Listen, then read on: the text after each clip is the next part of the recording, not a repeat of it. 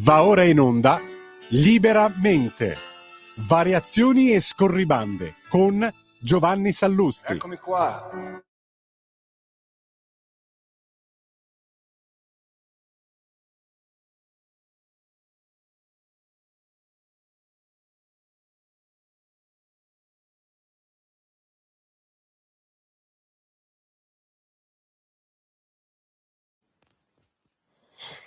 Buongiorno a tutti e bentornati a Liberamente, variazioni e scorribande qui su Radio Libertà.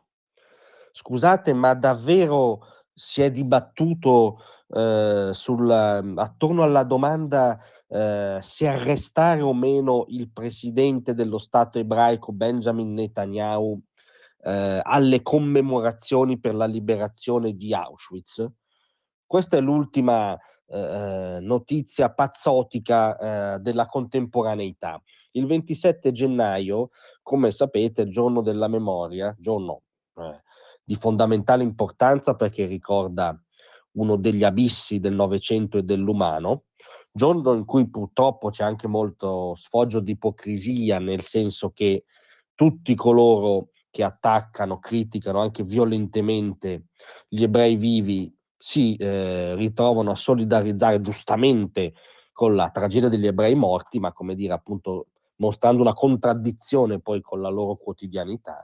Ma a parte questo, il 27 gennaio in Polonia si tengono ovviamente delle celebrazioni a maggior ragione importanti perché è l'80° anniversario della liberazione del campo di concentramento del lager di Auschwitz. Appena è stata ventilata la possibilità che il presidente di Israele si presenti a queste commemorazioni, essendo lievemente coinvolto, tra l'altro Netanyahu ha avuto anche, come molti leader israeliani, dei familiari morti nel lager, ma insomma essendo lievemente coinvolto da un punto di vista della sua comunità, della sua storia, è iniziata a circolare la tesi delirante, per cui essendo Netanyahu oggetto di questo mandato d'arresto della Corte Penale Internazionale per il cosiddetto genocidio che va in scena a Gaza, e visto che la Polonia, come tutti gli stati UE, riconosce questa Corte, insomma, se si presentasse sul suolo polacco andrebbe arrestato. Questa tesi è circolata veramente, cioè non in qualche osteria neonazista, in qualche birreria nostalgica. Per esempio il portavoce della Commissione per gli affari esteri della UE, Tal Anwar El Aouni, che immagino sia cronaca, ha evidentemente delle radici familiari anche extracontinentali, ma questa cosa non avrà influito minimamente sul suo giudizio su Netanyahu e Israele, ha ricordato che gli stati UE aderiscono alla Corte e in generale devono ricordarsi l'obbligo di collaborare. Poi si è precipitato a fare dei distinguo perché ha capito che la cosa era troppo anche per questa Europa, però ha sostanzialmente ammonito la Polonia e le ha ricordato la sua appartenenza alla Corte Penale Internazionale. C'è stato anche uno scambio tra il Presidente della Repubblica polacco, il conservatore Duda, e il capo del governo, che invece è il liberal-democratico Tusk. Sembra che il Presidente Duda abbia più volte dovuto sottolineare l'ovvio, cioè che se il Presidente di Israele si presenta alla commemorazione per la liberazione di Auschwitz, lo si accoglie con tutti gli onori, non lo si arresta. Comunque anche Tusk alla fine è arrivato su questa posizione e avrebbe garantito, insomma, ecco, che Netanyahu non sarebbe arrestato.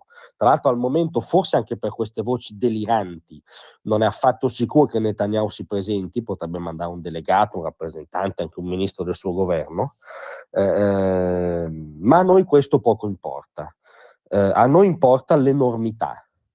Cioè, se ci si è veramente interrogati, ci sono stati veramente scambi istituzionali anche tra un governo dell'Unione e l'Unione stessa, sulla legittimità o meno che Netanyahu presenziasse alla commemorazione della liberazione di Auschwitz. Già il fatto che si sia tenuto questo dibattito, che si sia posto questo dubbio, in nome di quella folle accusa di genocidio, che è sostanzialmente una scelta che la Corte Penale Internazionale ha fatto nel nome delle ragioni di Hamas, cioè se volete gli eredi concettuali di coloro che imbastirono la tragedia di Auschwitz, non è un caso ma è storia che il Gran Muftì di Gerusalemme fosse un alleato palese, esplicito di Hitler. Non è un caso che le squadracce appunto di Hamas spesso facciano il saluto nazista, cioè è chiara qual è la faglia di rottura, no? Tra l'antisemitismo e la civiltà. Hamas sta nella prima casella, Israele sta nella seconda. Questo sempre, a maggior ragione se sto celebrando la liberazione di quel pezzo d'inferno in terra che fu Auschwitz. È surreale solo porsi per mezzo secondo il dubbio di arrestare Netanyahu in un momento del genere. È già folle il mandato di arresto, a nostro giudizio, ma in quel frangente già solo porsi il tema è indice della follia in cui siamo precipitati. Grazie a tutti, a lunedì.